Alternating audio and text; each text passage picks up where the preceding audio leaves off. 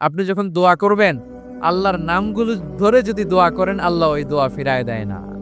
আপনি যদি দোয়ার মধ্যে বলেন ইয়া রহমান, সবাই বলেন ইয়া রহমান, ইয়া রাহিম, ইয়া হাইয়্যু, ইয়া কাইয়্যুম, আল্লাহর চমৎকার নামগুলো ধরে ধরে যদি আল্লাহর কাছে ফরিয়াদ করেন, আল্লাহর নামগুলো ডাকেন, আপনার দোয়া মুহূর্তেই কবুল করবে কে? বিষ্ণু ঈসা ইসলাম এভাবে আল্লাহর নামগুলো ধরে ধরে জিকির করতেন, আল্লাহর নাম জপতেন। তিনি বলতেন আসআলুকা বিকুল্লি ইসমিন হুয়া লাক, আল্লাহ তোমার যত নাম আছে সব নামের ওসিলায় তোমার কাছে ফরিয়াদ করি, সব নামের ওসিলায়। আনসালতাহু ফি কিতাবিক, যে নাম তুমি তোমার কিতাবে নাজিল করেছো। আও আল্লামতাহু আহাদাম মিন খালকিক, অথবা তোমার কোন সৃষ্টিকে তোমার নাম তুমি জানিয়েছো। আও ইস্তাসারতা বিহি ফি ইলমিল গায়বি ইনদাক, অথবা গায়েবের জ্ঞানে তুমি তোমার নিজের জন্য ওই নামগুলো সংরক্ষিত রেখে দিয়েছো। সব নামের ওসিলায় তোমার কাছে চাই। সুবহানাল্লাহ পড়েন। তার মানে আল্লাহ তোমার যে নামগুলো আমরা জানি এগুলোর ওসিলায়ও চাই, যে নামগুলো আমরা জানি না সেগুলোর ওসিলায়ও চাই। আল্লাহর সব নাম আল্লাহ আমাদেরকে জানায় নাই, কিছু নাম জানিয়েছেন, কিছু নাম তিনি জানান নাই। সুবহানাল্লাহ বলেন। আল্লাহ তাআলা তার কিছু নাম কোরআনে উল্লেখ করেছেন, কিছু নাম স্পেশাল কিছু নবীদেরকে জানিয়েছেন, আর কাউকে জানান নাই। কিছু নাম তিনি কিয়ামতের দিন আমাদের সামনে প্রকাশ করবেন যে এইটাও আমার একটা নাম, এটা তোমরা কেউ জানতা না। সুবহানাল্লাহ, সারপ্রাইজ হিসেবে আল্লাহ তাআলা রেখে দিয়েছেন, কেউ জানে না। কিয়ামতের দিন আল্লাহ তাআলা সেই নামগুলো জানাবেন। আর কিছু নাম আছে সেই নামগুলো আল্লাহ কোরআনেও বলে নাই, কোন নবীরেও জানায় নাই, কিয়ামতের দিনও সারপ্রাইজ হিসেবেও জানাবে না। ওই নামগুলো স্বয়ং খোদ আল্লাহ ছাড়া কেউ জানে না। এজন্য বিশ্বনবী দোয়ার সময় বলতেন, আল্লাহ তোমার যে নামগুলো জানি, যে নামগুলো জানি না, সব নামের বরকতে তোমার দরবারে চাই, সব নামের ওসিলায় তোমার কাছে ফরিয়াদ করি। সুবহানাল্লাহ বলেন। তাহলে সূরা হাশরের মধ্যে আমরা আল্লাহর মোট কয়টা নাম পাবো দেখি, মনে আছে কিনা? হ্যাঁ, কয়টা? আওয়াজ করে বলেন কয়টা? মাশাআল্লাহ। এই 14টা শোনার আগ্রহ আছে? এই দুই একজন যে ওঠা বসা করতেছেন, এই ডাস্টে তো ডাস্ট অ্যালার্জি হয়ে যাবে, ধুলাবালিতে আসার সময় তো অনেক ধুলা খাওয়াইছেন আমার এই জায়গায়। একটু শান্ত হয়ে বসেন, আমরা শান্ত হয়ে বসি, অল্প কিছু সময় কিছু কথা আলোকপাত করবো, তারপর আমরা বিদায় নিব। উঠবো না, কেউ দাঁড়াবো না, উঠবো না। সেই গতকাল থেকে, গত রাত থেকে আমি দেখেছি তো আপনাদের কাণ্ড কারখানা, ভিডিওতে দেখেছি, কাঁথা বালিশ নিয়ে গত রাতে চলে আসছে। তো অনেক কষ্ট করে অনেক সময় অপেক্ষা করেছেন, আর অল্প কিছু কয়েক মিনিট আপনারা বসেন, আমরা একসাথে বিদায় নিব ইনশাআল্লাহ। তাহলে প্রিয় বারুয়াখালীবাসী বলেন তো, সূরা হাশরের শেষ 3 আয়াতে আল্লাহর কয়টা নামের দেখা মিলবে? সবাই একসাথে আওয়াজ করে কয়টা? আসুন আমরা শুরু করে দিই। আল্লাহ তাআলা বলছেন, হুয়াল্লাহুল্লাযী লা ইলাহা ইল্লা হুয়া আলিমুল গায়বি ওয়াশ শাহাদাতি হুয়ার রহমানুর রহিম। আল্লাহ বলেন হুয়াল্লাহ, তিনি হলেন আল্লাহ, আল্লাযী লা ইলাহা ইল্লাহু, তিনি ছাড়া কোনো ইলাহ নাই। আছে নাকি? বারুয়াখালীবাসী আওয়াজ করে বলেন তো দেখি, আমাদের ইলাহ কয়জন? আরো জোরে বলেন। একজন হইলে ভালো না বেশি হইলে ভালো?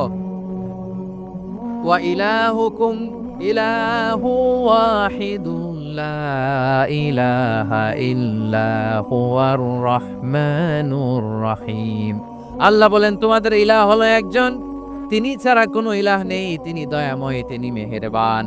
ইলাহ যদি একজন না হয়ে দুইজন হতো, ঝামেলা আছে না নাই? লাউ কানা ফীহিমা আলিহাতুন ইল্লাল্লাহু লাফাসাদাতা, আকাশ এবং জমিনের মধ্যে ইলাহ একজন না হয়ে যদি মাত্র দুইজন হতো, আকাশ জমিন ভেঙে খান খান হয়ে যেত। ঠিক কিনা বলেন? দুইজন ইলাহ হইলে খান খান হয়ে যেত। আমাদের রব একজন হইলে ভালো না বেশি হইলে ভালো? কথা বুঝতেছেন? আরে একজনের তো মন জোগায় চলতে পারি না, ঠিক কিনা? হ্যাঁ, একজন, তিনি যে আদেশগুলো দিয়েছেন আমাদের দুর্বলতার কারণে আমরা তো পারি না। যদি 10 জন হইতো, ওই 10 জনের হ্যাপি করতে পারতাম, তাদেরকে স্যাটিসফাই করা যেত এত সহজে। 10 জনের 10 নিয়ম থাকতো।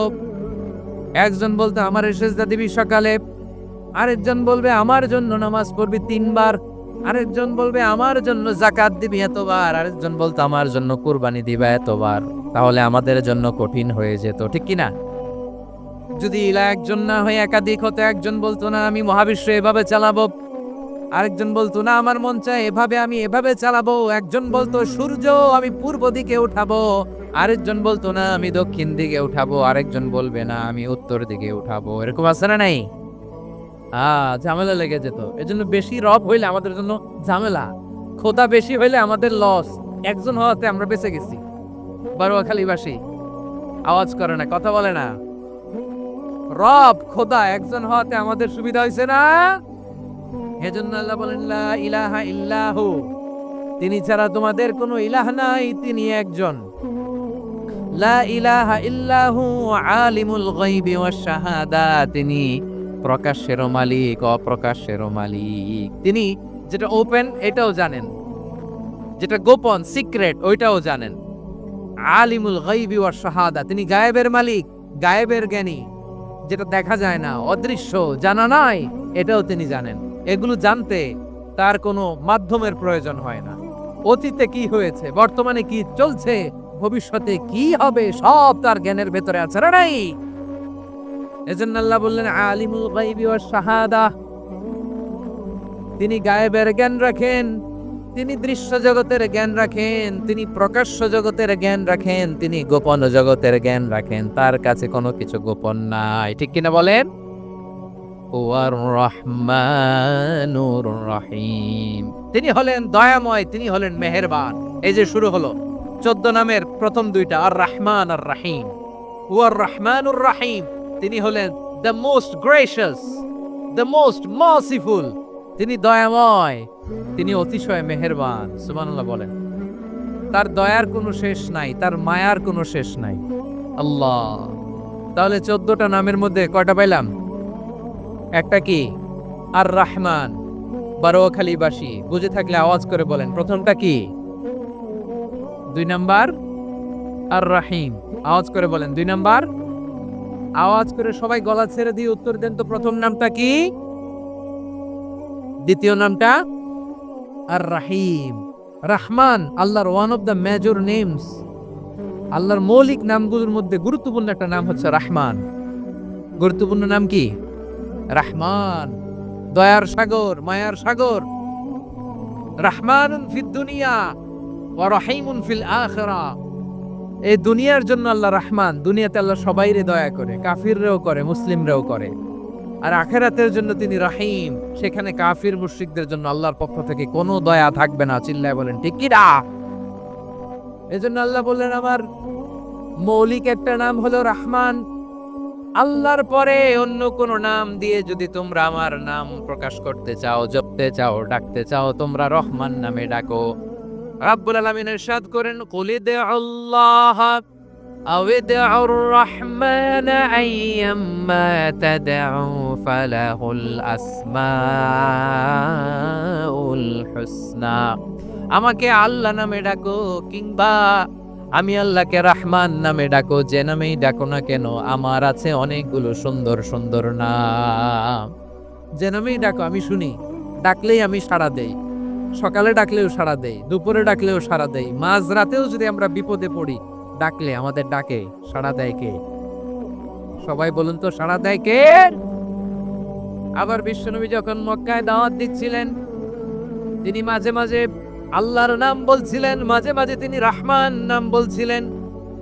যখন তিনি বললেন ওয়াইদা কিলা লাহুমুসজুদু লিররহমানি ক্বালু ওয়ামার রহমান। বিশ্বনবী মক্কায় যখন মক্কার কাফিরদেরকে, কুরাইশদেরকে বলল তোমরা রহমানকে সিজদা দাও, রহমানের ইবাদত করো, রহমানের জন্য সিজদায় লুটিয়ে পড়ো, মক্কাবাসী বলে রহমান আবার কে? রহমান রে তো চিনি না।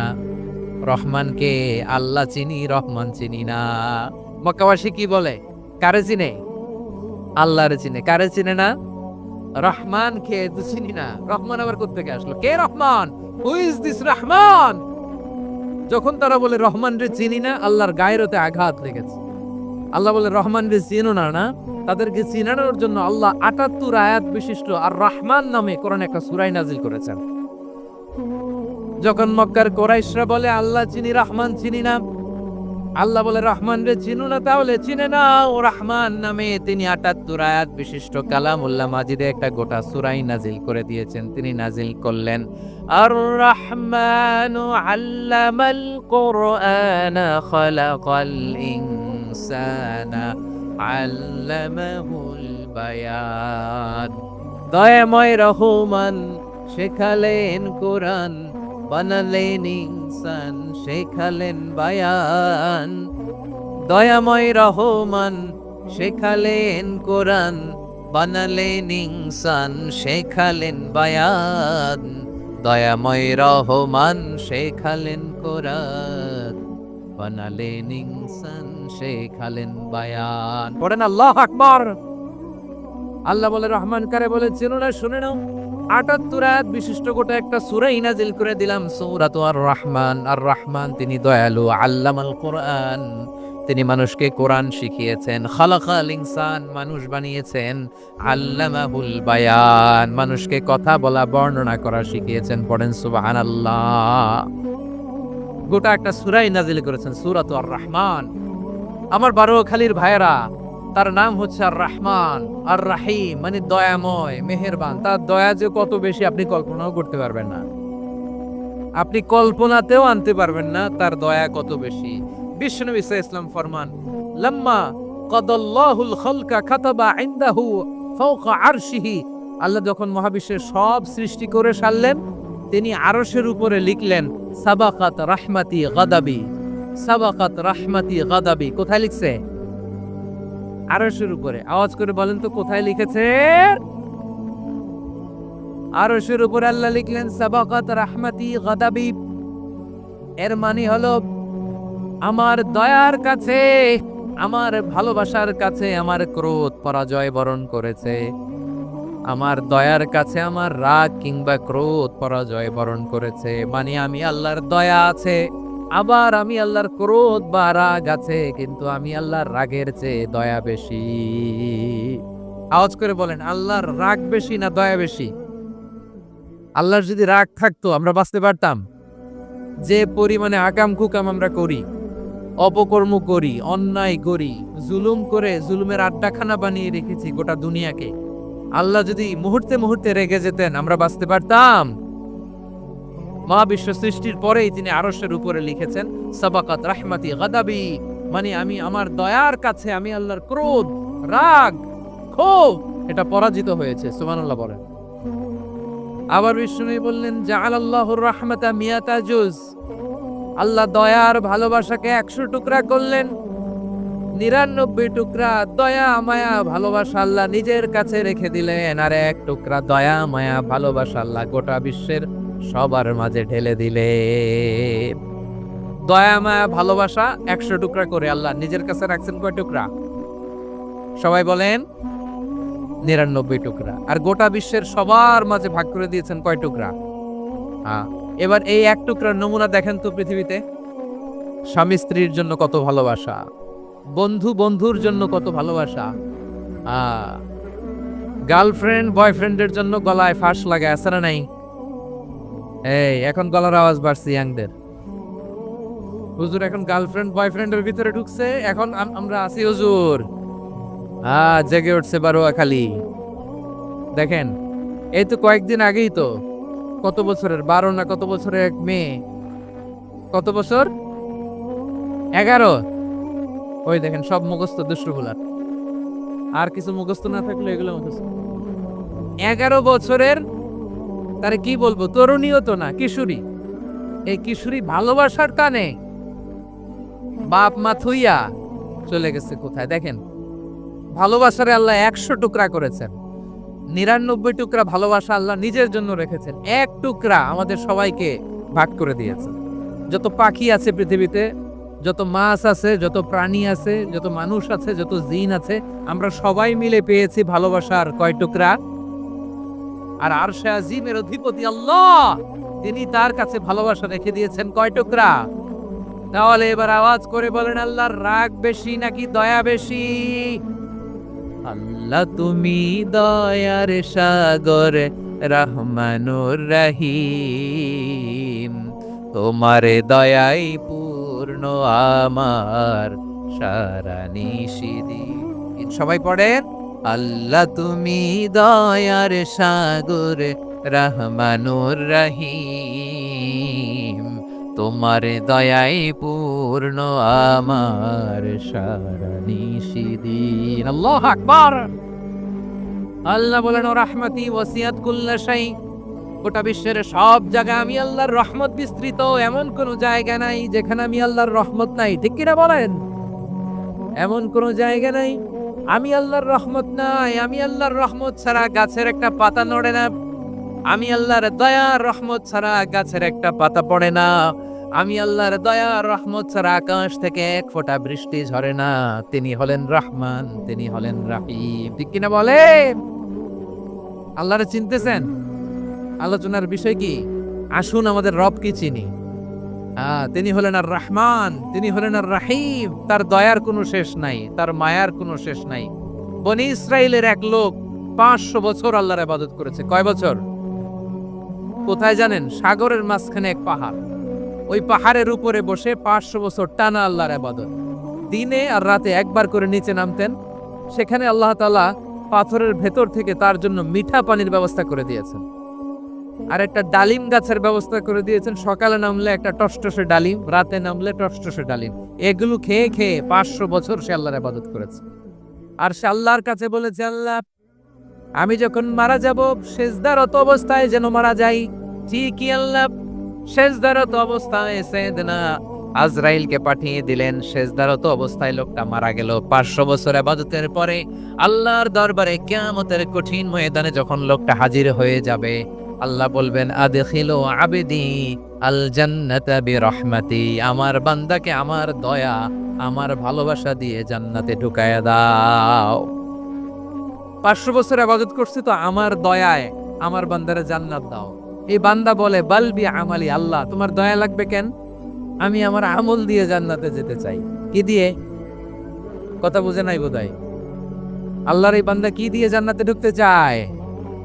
আমল দিয়ে। আল্লাহ বলছে, আমার দয়ায় আমার বান্দারে জান্নাতে নিয়ে যাও ফেরেশতারা। এ বলে, আল্লাহ তোমার দয়া লাগবে কেন? সেজদা তো কম দেই নাই, জিকির করতে করতে 500 বছর শেষ করে দিলাম, আবার তোমার দয়া লাগবে?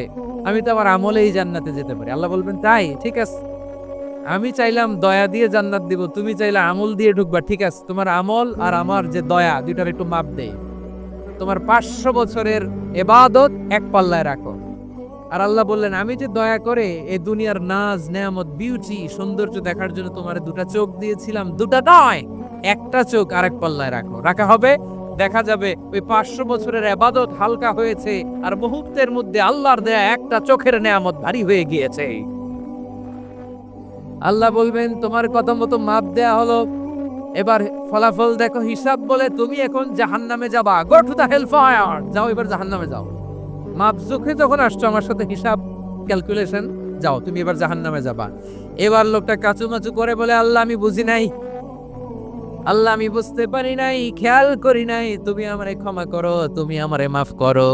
ও আল্লাহ, এবার আমি টের পেয়েছি, এবার আমি বুঝতে পেরেছি, তোমার দয়া ছাড়া দুনিয়ায় কেউ জান্নাতে যেতে পারবে না, কেউ পারবে না। আল্লাহ বললেন, ওরে গোলাম, তুই তো কিছুই ছিলি না, অস্তিত্বহীনতা থেকে তোরে অস্তিত্বে আনলো কে? ওই ছোট্ট শুক্রাণু থেকে মায়ের পেটে 9 মাস ধরে খাবার দিয়েছে কে?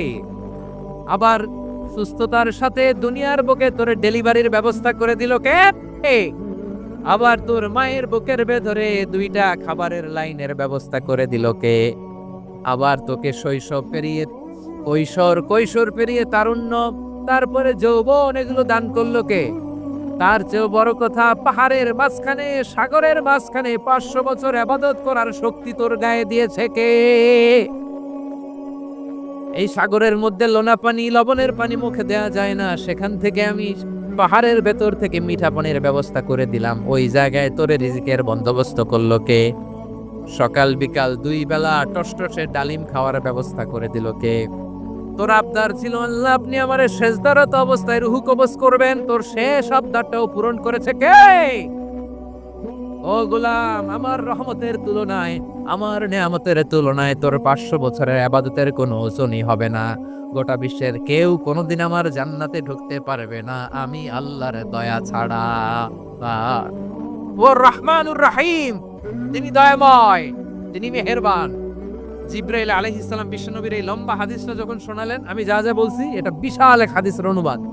বললেন, ইয়া মুহাম্মদ, এই দুনিয়ার সবটাই চলে আল্লাহর রহমত দিয়ে। হাদিসের শেষ কথা, সব চলে আল্লাহর কি দিয়ে?